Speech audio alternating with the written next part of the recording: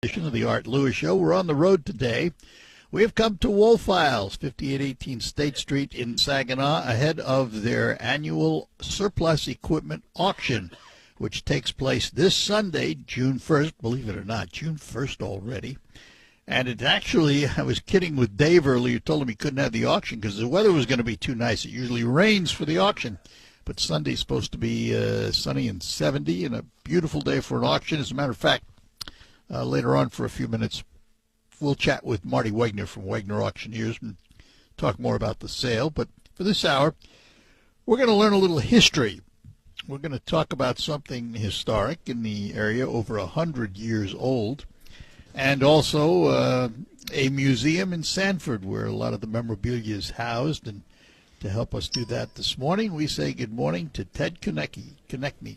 Ted, good morning. Good morning. Thanks for being with us today. The Jack Pine Endurance Race, over 100 years old. Tell us a little bit about this race and what your family connection is to it. Well, they started from Lansing, Michigan, and they would ride to West Branch, Michigan on Saturday, Labor Day weekend, and then on Sunday they'd turn around and go from West Branch back to Lansing. And most always they went through trails and woods and cross streams and stuff. They didn't do the roads like everybody else did. They were riding the equivalent of what we'd call dirt bikes today, Correct, right? correct. And this race was how many miles did they go? About 500, I think, is what they said it was. 500 miles. That's a long time on a dirt bike. And it was started back, what, in 1923, something like that? Way back before my time. So did you have family members that rode in it? My dad used to ride Jack Pine, and he rode it 9 times and won it twice, and he always tell me I finished it every time, and it's a major accomplishment just to ride it and finish. Wow. How did it get? Do we know how it got started? I know that TV19 had done a documentary on it. Correct. Do we know the history of why it got started? I do not. But somebody had the idea. Correct. And the race, does it continue today in some form that you know of? I don't know. I heard that they have a smaller version of it. it? Yeah. But I don't know that. So what's the connection with Sanford? Well, every year, either going up to West Branch or coming back to West Branch, they always would pass through Sanford. And we're guessing that the reason that happened is because Sanford had a lot of filling stations. And when you have that many people coming that need gas right now, you got to be able to service that many people. I heard, I don't know this, but I heard they had 11 gas stations in the Sanford area. In that little town? Back when this happened, yes, sir. What, they have a gas station for every car? Well, they had them in, Sanford and Averill and, all along there. All the little towns. Yeah. And that's what I was told. Like I say, I don't know that. So there is a museum in Sanford now. Correct. A former school. Yep. And what's in it? Is there reference to the Jack Pine Endurance? We have a display there currently, and we have from the 13th, 14th, 15th, 16th, and the 17th year of the race. We have posters of that occasion posted in the museum, and there's memorabilia. There's a trophy up there of what you got, and helmet and stuff like that. So this was a competitive race. Oh, yes. Somebody won. Yes. Was it based on time, or was the first one across the line? From what I understand, they would give everybody like 1,000 points to start, and there are checkpoints along the way. And if you're early, you lose points, and if you're late, you lose points. That's how they control the speed. Correct. So at the end, the person with the most points in whatever category he was racing in, because they had the solo bike and then they had sidecar and all this kind of stuff, and whoever was the highest in their class would win their class. Interesting. And what did it cost to run in that race, I wonder? No idea. No idea either, because it had to be cheap back then, but Imagine today it wouldn't be so cheap.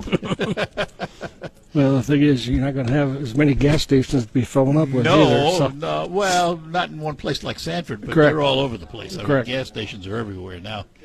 So, you have a connection with Sanford? You used to live there? I used to live there, yes. Were you there when the floods hit? No, I was old before that. But the town really has come back, hasn't it? It is major strides. It's a lot of expense, but it looks like it's fairly healthy. Well, you get in, you get out what you put in. So, Well, they really pulled everybody together. They there, did. And a lot of people from the outside went and helped, too. yes, it's a major accomplishment from what it was to what it is now. So the museum is really, like most museums, a centerpiece of the community in some ways. Pretty There's much, a lot of history in there. yes. Do they have I imagine they must have a display on the floods or putting one in, I would think. They may have. I'm sure there's something there. I notice in their brochure it's all about the floods and, Mm-hmm. and recovery. Interesting stuff. So what kind of bike, when we talk about dirt bikes today, they're powerful, some of them, and I mean, the bikes of 20s, 30s, 40s weren't quite like they are today. Correct. No, they're a lot more powerful today, I would think. Yes, and the bikes back then weighed a lot more too. They weighed more. Oh, they were really? Yes. They were more like a motorcycle than a bike. Correct. My dad always rode Harley Davidson, and Harley is not late. Never were. No. Never were. And that's why they called them hogs. Oh, my goodness. It's really, there's a lot of this stuff, the history of this state, a lot of this stuff floating around that we don't all know about, and every now and then you get reminded, oh, yeah, we had this endurance race. Who would have known? Correct. And Channel 19 did a documentary on it, didn't they? They did. It took about 2.5 years to get that documentary put together before they put it on TV. Were they able to find footage? Yes, they interviewed people that were still alive that were from back then, and there aren't many of those either. And this one lady is she's with the Lansing Motorcycle Club, and she remembers stuff from back then. And I mean, she talking to her is like talking to an encyclopedia. I mean, she can remember this stuff that back in the day, and it's really nice to talk with her, to learn things from someone who was there and did that. They called it an enduro, and that was a play on the word endurance because it took endurance to complete this run, didn't it? Correct. I mean, that's 500 miles on one of those things is It's not an easy ride any place. not an easy ride. And you go back to the 20s, the roads weren't what they are today. That's true. So I would have to think that that was a real test of endurance in the enduro. Jack Pine Enduro, and you can find out more about it. The Sanford Area Chamber of Commerce has a brochure on the museum, and it tells all about the flood, and it has a list of things that are available in Sanford, and it really is a comeback story, isn't it? I mean, you don't live there anymore, but you get back there at all? I go back every now and then, yes. And it's amazing. Amazing the recovery. I can remember the scenes of people coming together and cleaning up the debris and cleaning out the stores and, all that. And Those people actually came together and had it off, took it on, and did well. Yep. Well, it's a great recovery. It's a great recovery story. Jack Pine Enduro, and I wonder if those videos are available anywhere. We have one video of the presentation that they did at the museum, and it can be played there if people want to watch it. Yeah. It's about 35 minutes long. How about the show that Channel 19 did? I wonder That's the tape. That is the video. That is, yes, okay. that is it. Yeah. And we were told that they're going to put that video back on TV this year again. So Yeah, well, watch for it then. It's called Jack Pine Enduro. TV19 did a program on it, and it's fascinating to learn the history of some of these things in Michigan. Well, Ted, thanks for coming by and talking about it. We appreciate it. I appreciate being able to. Thank you. Absolutely. Ted Konechny and his family has some history with the Jack Pine Enduro. We thank him for stopping by this morning. We are here at Woolfiles, 5818 State Street in Saginaw, because we are previewing their big surplus equipment sale. It's a live auction that happens this Sunday, June 1st, 10 a.m., and inspection today and tomorrow as they put the equipment out beginning today. Trade-ins are accepted until auction day, and delivery is available through the store sales department of some of these wonderful machines.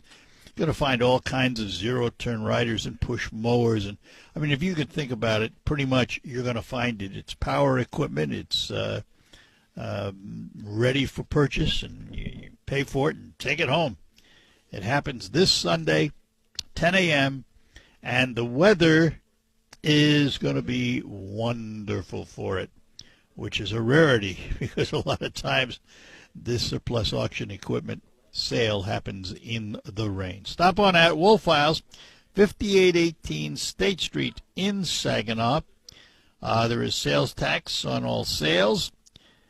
Cash or checks with proper ID the day of the sale. Nothing removed from the premises until settled for.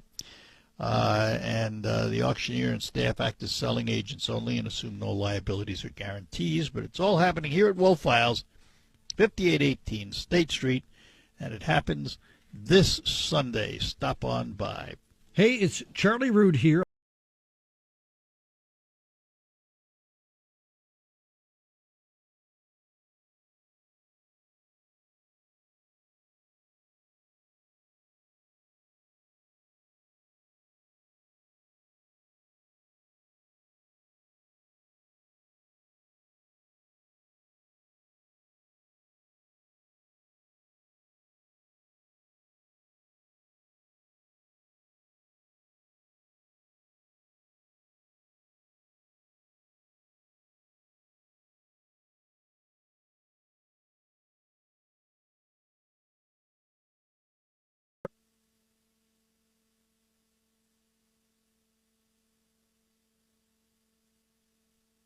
All right, we're back with you here on WSGW Radio at Woolfiles, 5818 State Street.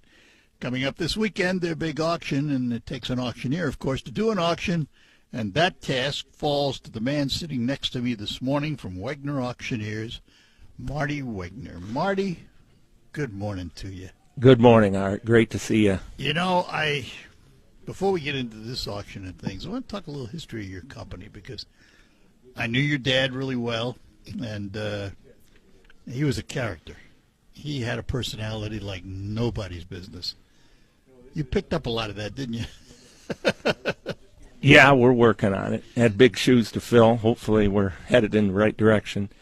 This is our 47th year. I think we've been to Woolfiles. Right? Yeah, we probably have been to Woolfiles. Somewhere in the neighborhood of 40 years. We've worked with Dave here right on the property across from Garber Buick. I think we've been to all of them. It's been amazing. The auction business, though, has it changed much over the years? It seems to be evolving a little bit faster than it traditionally has. We've dipped our feet into the online component. As much as we try to service the customer, we want to meet their needs and be able to sell to them wherever they're at, and part of that is getting the product out online. So we are now currently offering 3 different formats where people can participate strictly at the live auction event, which we're doing here at Woolfiles Sunday, 10 a.m. You can come out. So stop.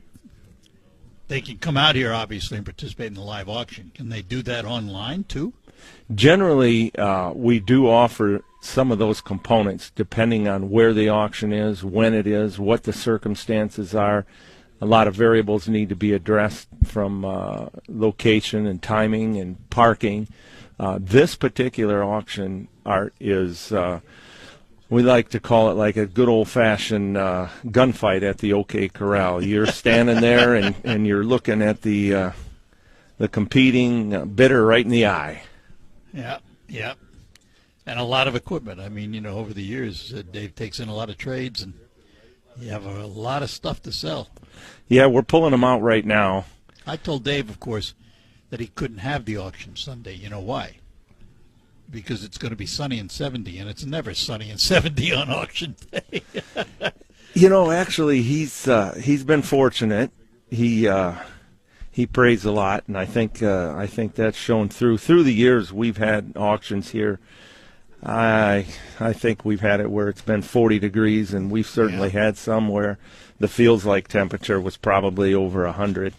But this particular auction, we've got about 35 used units, and like I say, we're lining them up now, and it appears that we're going to have 9 or 10 new ones. So something a little different, as it is every year. You bring out a wagon, too, with and that brings me to another point. Yeah, Scott brings in a wagon full of some scratch and dent and returns and previous supplier items that we sell. We start the sale with that. It probably takes 30, sometimes 40 minutes, and then we get right into the tractors.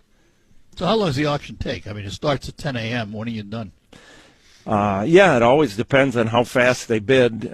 Sometimes we'll see a guy walk up with his family and their church clothes on, and he'll buy the first one he sees, and he'll get back to get home, put some gas in it, cut the grass, and be watching the Tiger game with a glass of lemonade.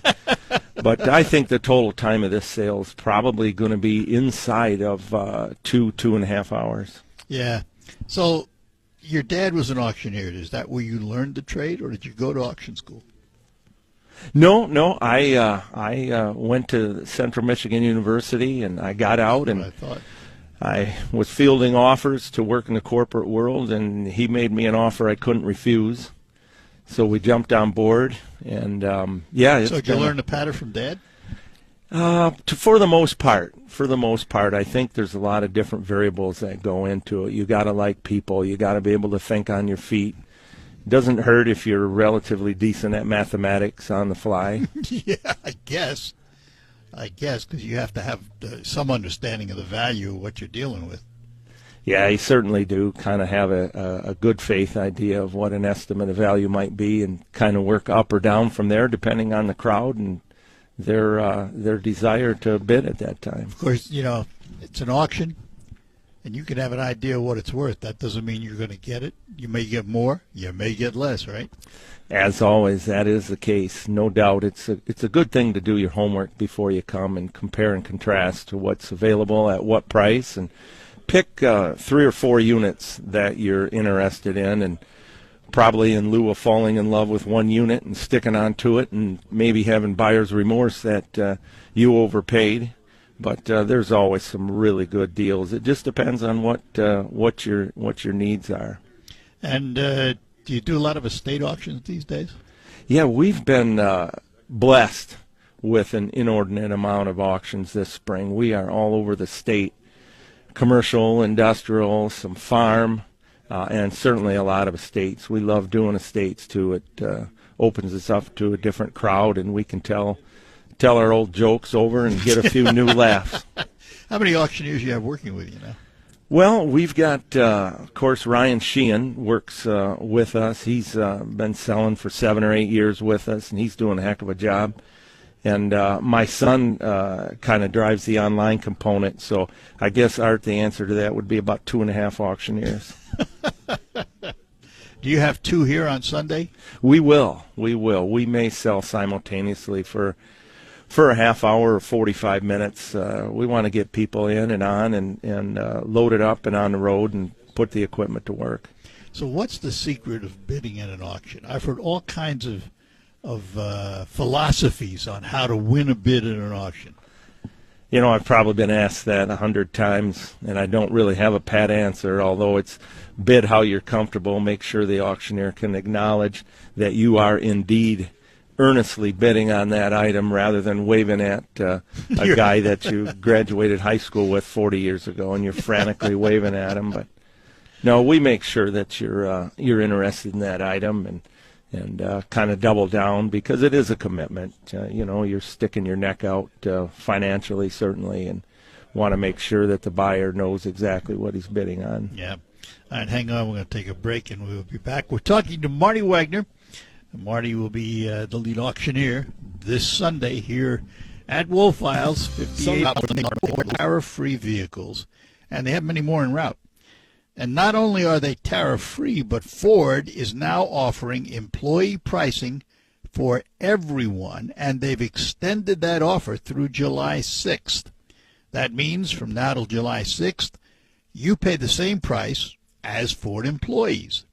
In addition, let's say you're a Chrysler and import buyer. If you're considering a Ford, you're going to receive the lowest price possible.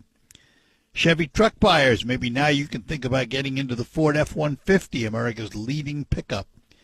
Also, at employee pricing. So you see, now's the right time to visit McDonald Ford M47 in Freeland for the best selection and the lowest possible price. Don't let tariffs prevent you from getting the vehicle of your choice at a price you can afford. Visit McDonald Ford in Freeland today. Remember, tariff-free and employee pricing for everyone. Wagner, he is from Wagner Auctioneers, and they are the auctioneers here at Wolf Files' big equipment sale, their surplus equipment sale this Sunday. They're putting the equipment out now, so you can actually come out and preview it today and tomorrow.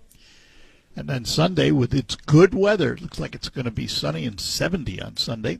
Nice day to come out and maybe pick yourself up a piece of equipment. So, Marty, when an auctioneer does their patter, are you saying words?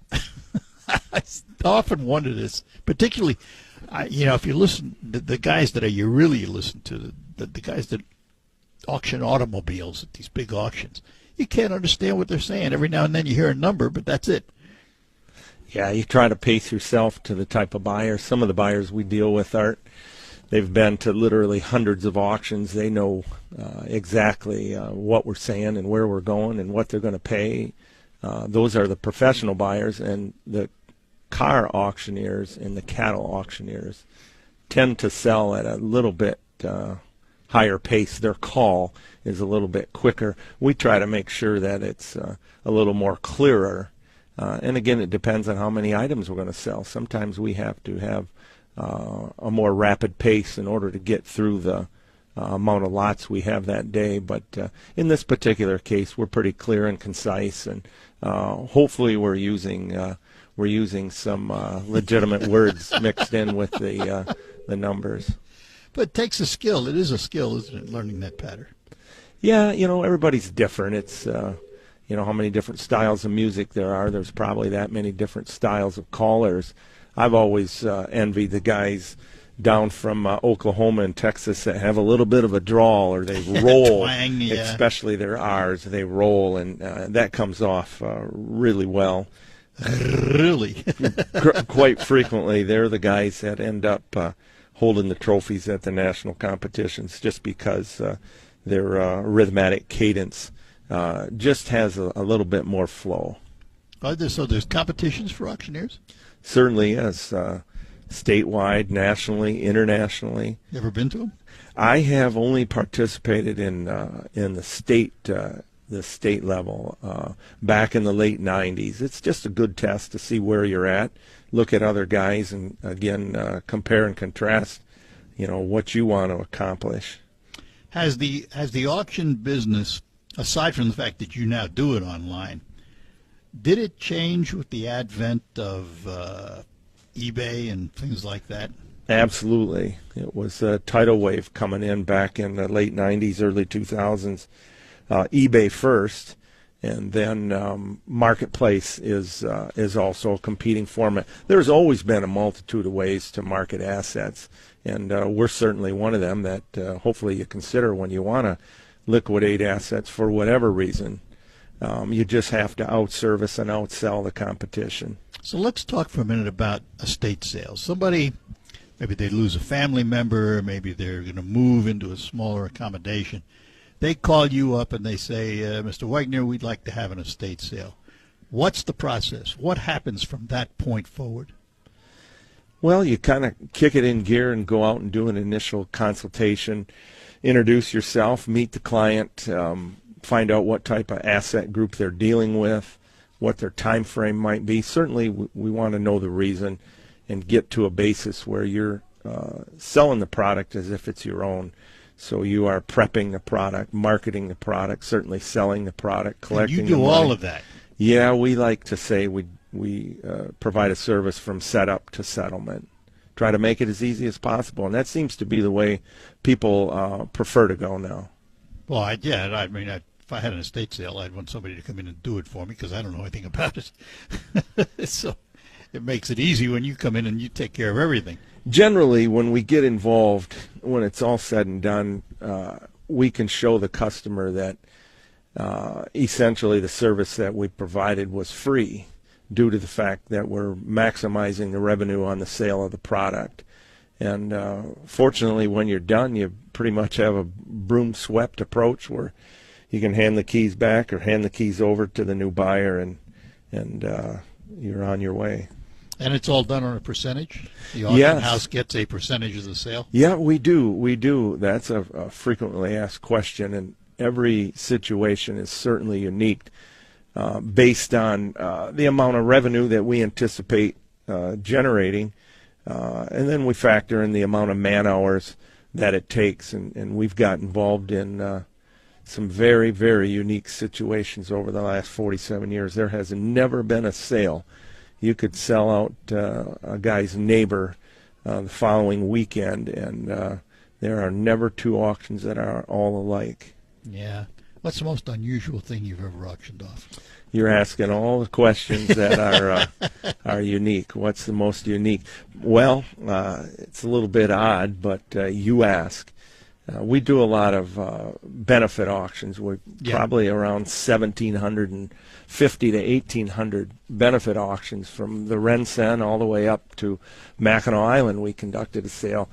And the most unique was one of the attendees really enjoyed the process, and he was a local physician, and he came up and he offered a vasectomy, Art. Oh, okay. We'll take a pause. I think we have to contemplate that. Well, let me remind everybody, and Marty's sitting right here. We can ask him too. Take a moment to tell you about Wolfiles Surplus Equipment Live Auction here at 5818 State Street in Saginaw. It's a whole group of surplus power equipment and related outdoor equipment. It'll be sold at public auction, and it's sold this Sunday, 10 a.m., but you can preview the equipment. They're putting it out today, and you can come and take a look at it. A lot of nice equipment out there. Looks good, Marty?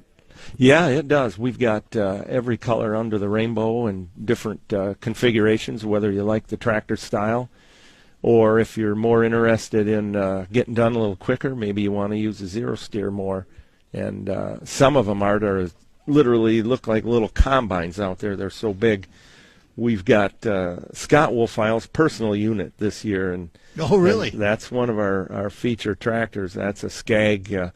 Must be approximately 30 horse and 6-foot deck on it, and about a 10 or 15 bushel hopper on the back. It's just a beautiful unit. It'd be quick work of a good yard. You could be on the golf course a little bit quicker that way. You could mow the golf course with it. It's all happening here. The equipment is being put out as we speak. You can come and preview it today and tomorrow, and then you can come to the auction beginning at 10 a.m. Sunday. Get here early for finding parking and all of that. And trade-ins are accepted up until auction day. And also delivery can be arranged through the store sales department. And just so everybody understands, there is sales tax on these sales, and that is collected at the time of the sale. Wolfiles, 5818 State Street in Saginaw. Their annual surplus equipment auction takes place this Sunday. Jim Wilson, I see the crowd. With you here at Wolfiles, 5818 State Street in Saginaw, chatting with Marty Wegner from Wegner Auctioneers. So let's talk about somebody wanting an auction. Is there a website they can contact you? Absolutely, yeah. We've had a website. I think we were the third auctioneers in the state to put up a website, one of the early ones, especially here in the Great Lakes Bay region. But you can hit us up at WagnerAuctioneers.com. The difficult thing is it's WEGNER, auctioneers, plural.com. But if you Google Wagner Auctioneers, it'll come up. You can see us working on the website.